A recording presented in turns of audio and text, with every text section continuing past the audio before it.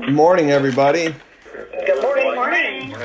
All right, so Trace, we got everybody on the phone here. We got Shelby, we got Jeannie, we got Abby, we got Matt. You there, my friend? I live on this line. Yeah, I know you do. I know you do.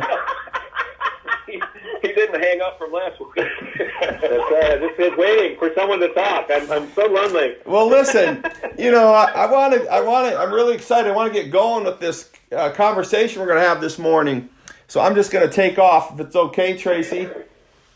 Absolutely. So I've been storing up things for a long time in my life. Uh-oh. Yeah.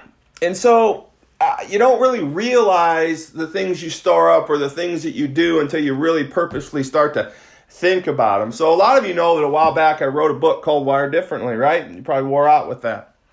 But part of the premise of Wired Differently is this whole concept of why I started this. How have I done it?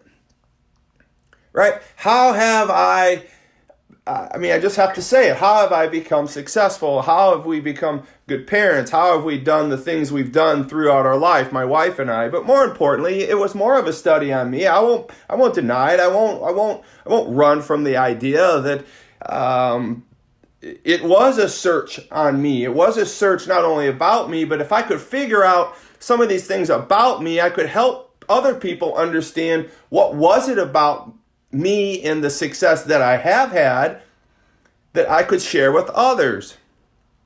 So the quest was on, the quest of trying to understand, what is it? What is different about me? And I realized that I was wired differently.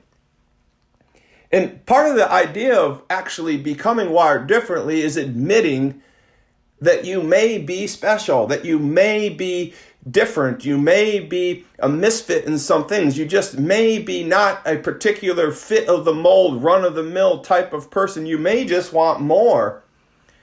And so as I kind of dive into all that and I take this, Wired Differently now is taking on a whole new life and a new company and a mindset for me. But it's not by accident. It just really isn't. Sometimes we think about doing things and we want to do things and sometimes they happen and sometimes they don't happen and sometimes things just work out and a lot of times they don't work out. But I've grown to understand through time and understanding in my own search for what has worked for me in my life, that the things that have worked for me have been supremely purposeful. And I know, Tracy, if she was in front of you or she could sitting with you or if you could hear her or see her face right now, she wouldn't be rolling her eyes. She would be saying, oh, hell yeah.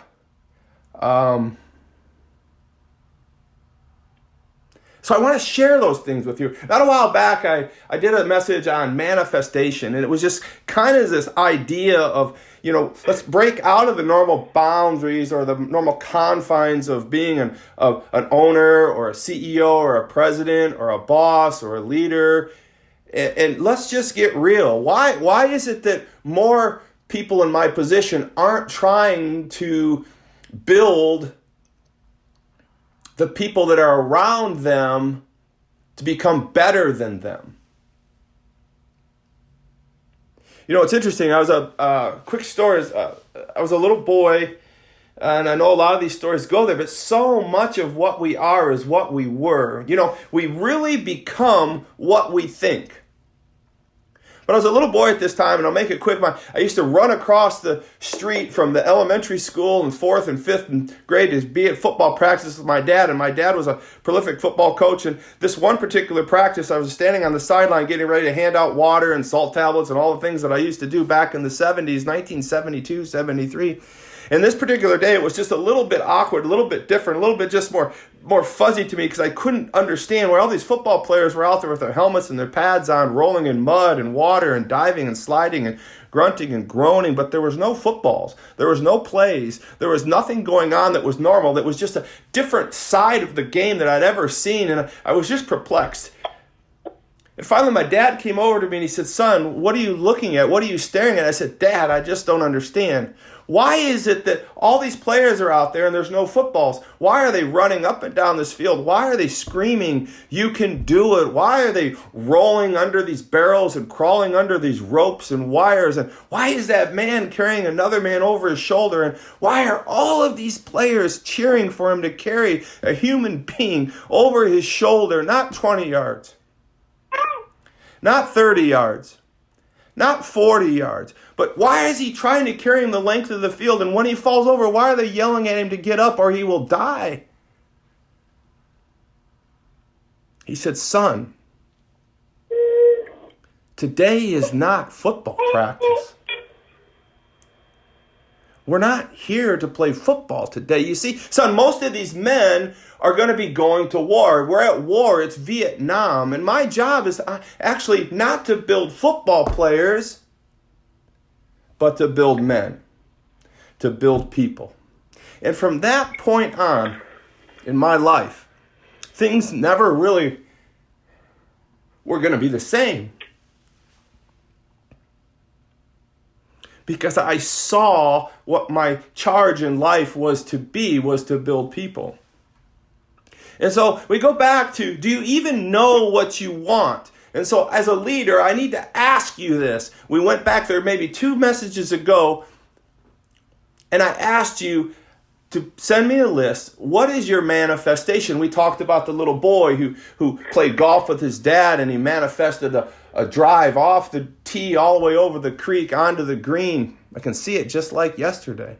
And the father berated the little boy because it was an impossible thing to do. So here's where we are with manifesting and doing things and this whole idea of being successful.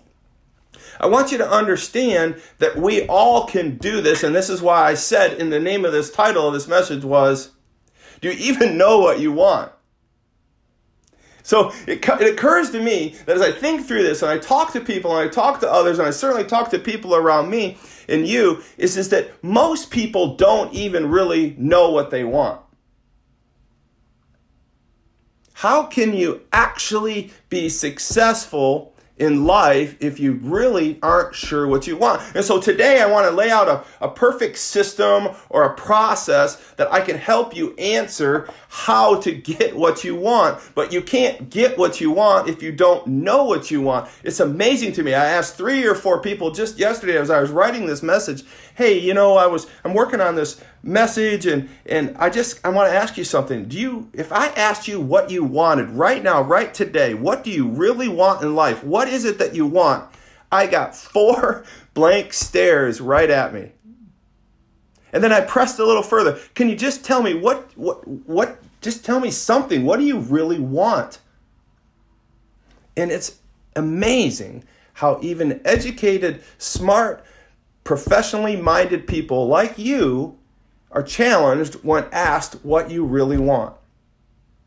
So I want you to understand that to be successful, you now know what you want. So success, the definition of success is actually this idea of succeeding or completing a goal. That is success. So if your goal is to make $1 million, then you need to make $1 million to be successful in that goal. If your goal is to build a house, it's to build a house. If it's, so success isn't just about money and wealth. Success is this idea of completing a goal or finding and completing a dream. So it's this whole idea. You can never reach success if you can't exactly name what you want. It's funny because as I go back through my life, and I look at other extremely successful people, they are the most determined people. They understand what they want. They know what they are going for.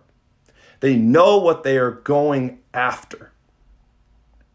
So the 5 D's of actually becoming successful is the 1, you need to be able to know what you want. So you need to be able to dream it.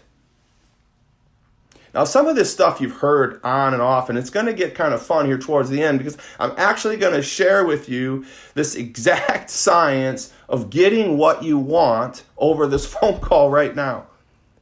And I've been nervous to talk about it. I've been actually excited to share things, but I just want to be almost prophetic here because I've never been this firm on a call with employees or people.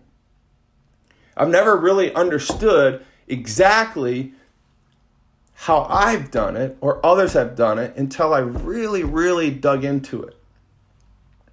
So the 5 Ds is all this idea of understanding the law of acceptance.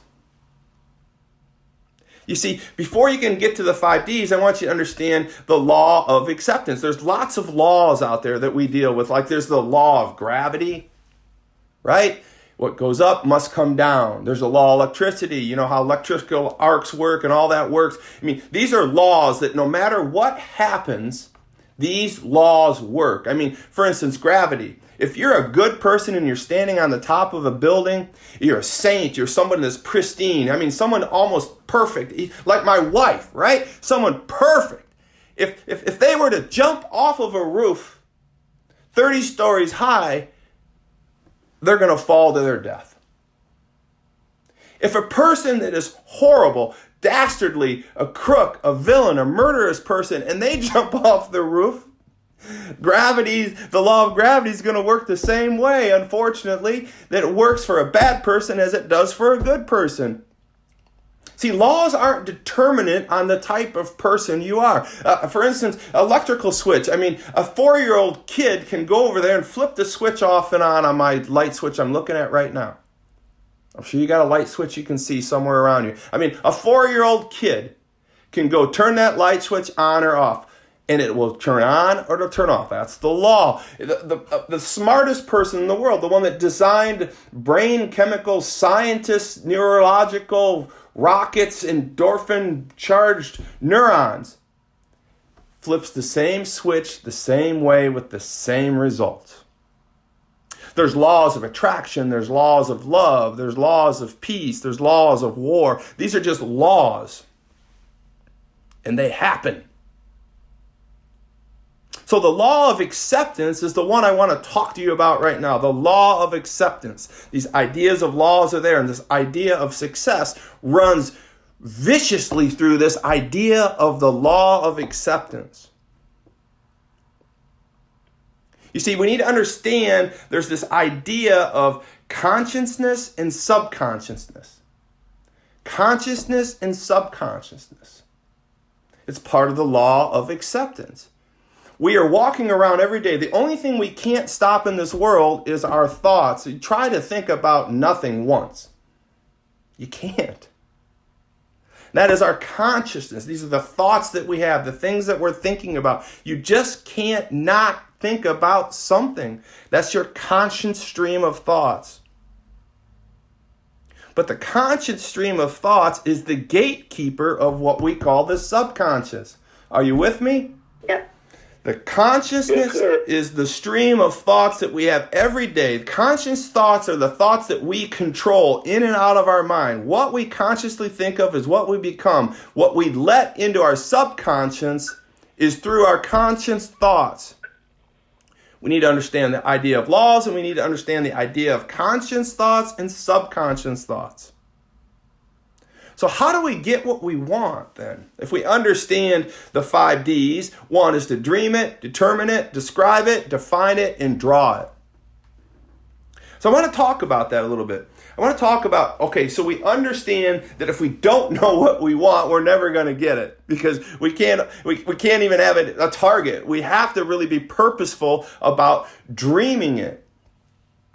So the first thing we need to talk about to get what we want, to get what we need, we wrote down letters to me. I've got everybody who wrote me a letter. I've got a list of all of you right here in front of me. Congratulations. You wrote something. You imagined something. You dreamed something. You did step 1 of getting success or getting what we want out of life in your job, in your workplace. I mean, if we can master this idea just holistically, we can use it and create a system throughout our life to become successful. Because that's in essence what we're trying to do through everything that we do. So number 1 is we need to dream it. We have to imagine it. Number 2, we need to determine it. So if we dream it, we need to be determined about it and be determined in it. Now here's where it gets kind of fun and kind of tricky. Because our conscious mind is this idea of dreaming it and determining it. We got to find a way to get it into our subconscious. So we dream it, we determine it.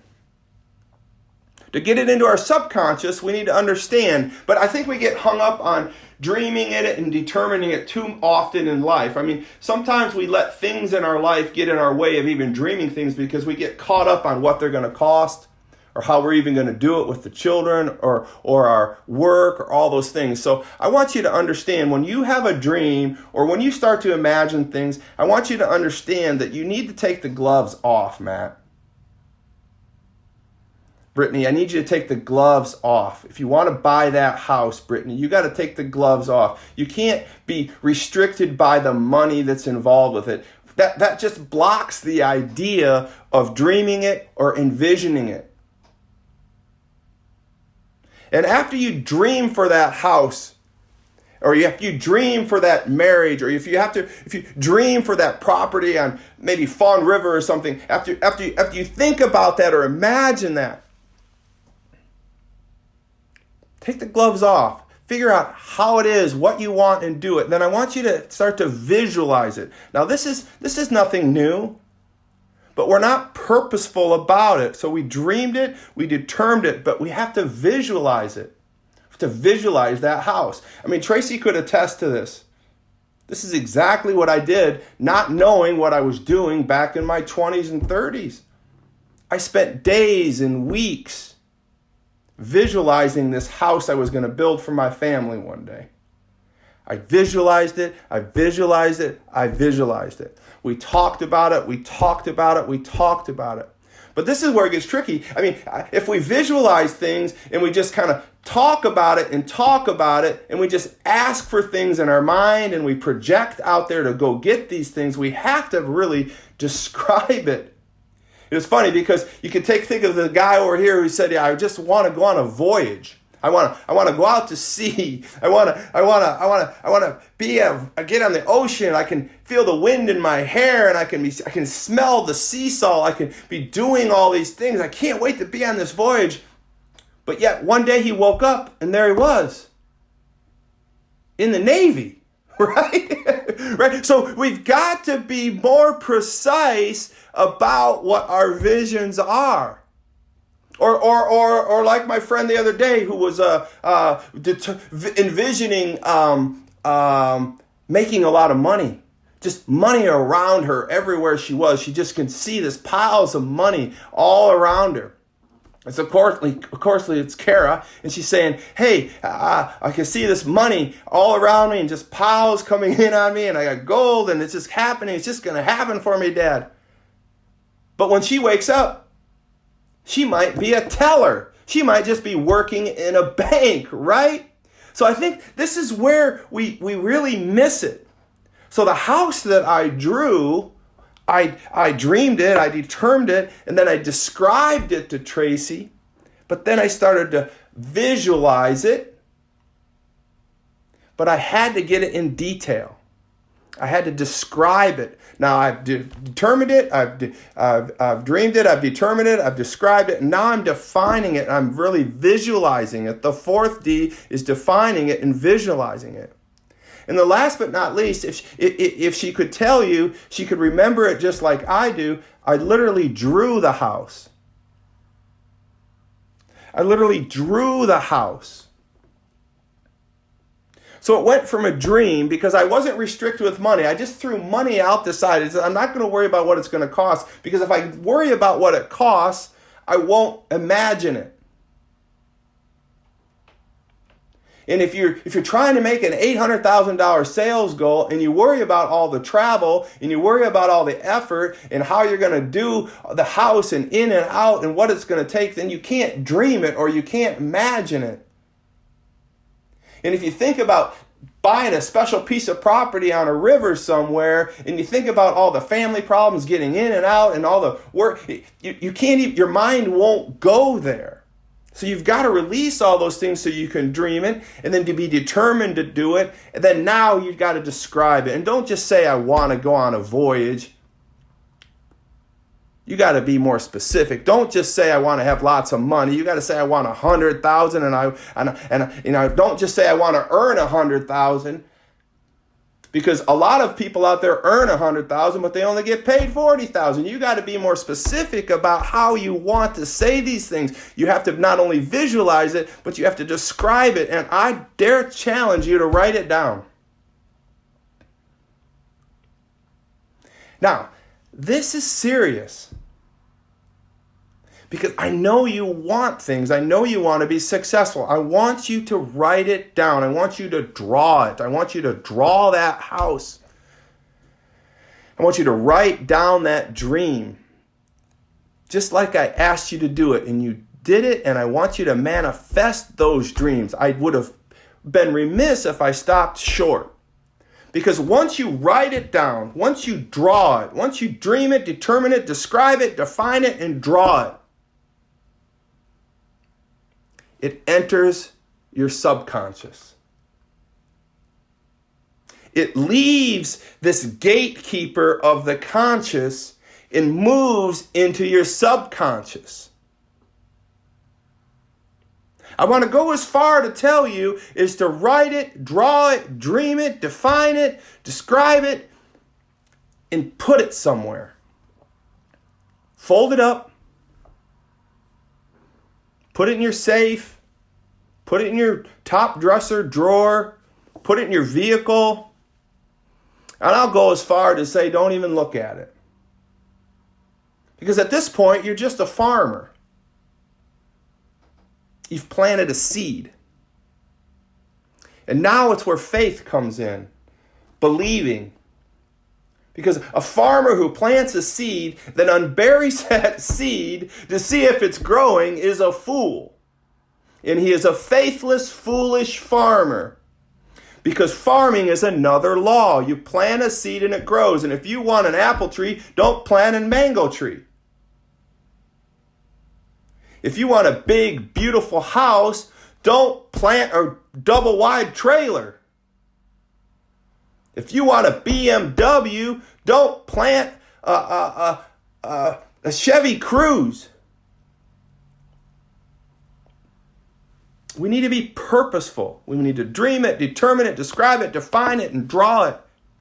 I want you to understand that the laws of acceptance hinge on these 5 Ds, because once you plant that seed, once you take that nice little piece of paper that only you looked at, and if your family's not on board with all this vision casting and all that stuff, that's fine. Don't even have to show them.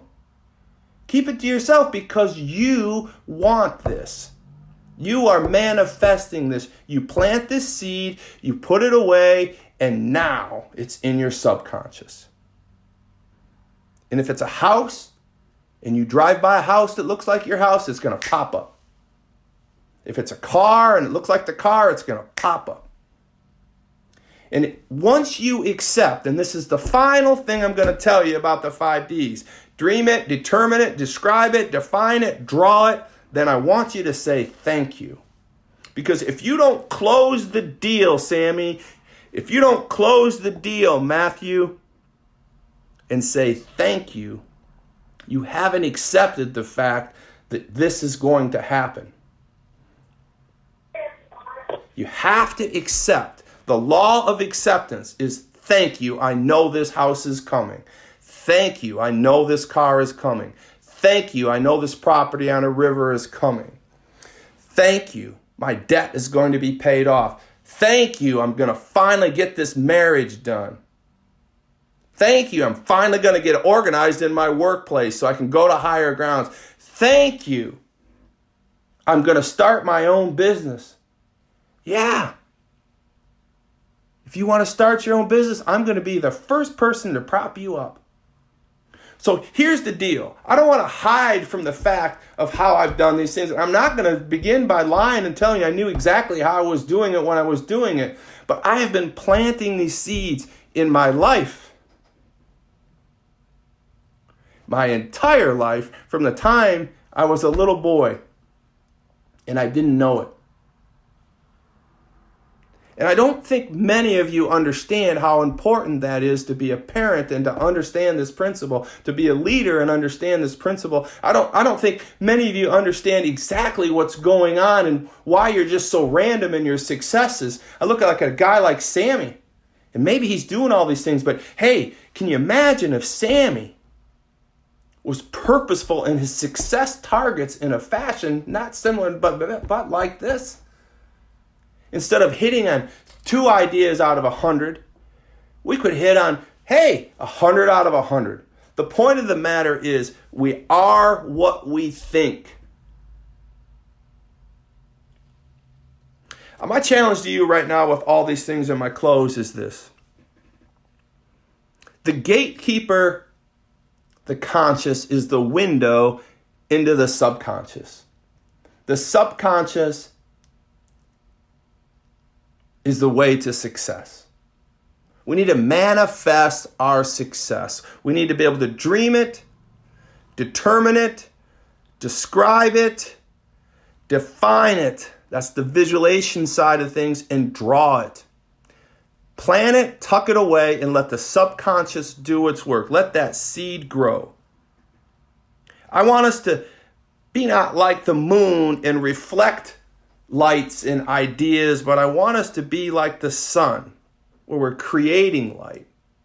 Let that creations blossom, make them move through us, and let's not just be so foolish not to believe that this silly little thing that Todd is talking about in visualization is not the keys to the kingdom, and the most successful people in the world understand that. Why wouldn't you be one of them? Why is it that only 5 out of 100 people in this world are successful and only 3 of them are ultimately successful in a large proportionate way? Because they are doing things this way. And I'm not going to rip you off of that idea, because I love you that much. We have the capacity to do anything we want in this world. We are who we think we are. So let me ask you this question. Do you even know what you want? I'll help you get there. I appreciate it, you guys. Thank you very much, and let's have a great day, all right? All right, thanks, Todd. All right.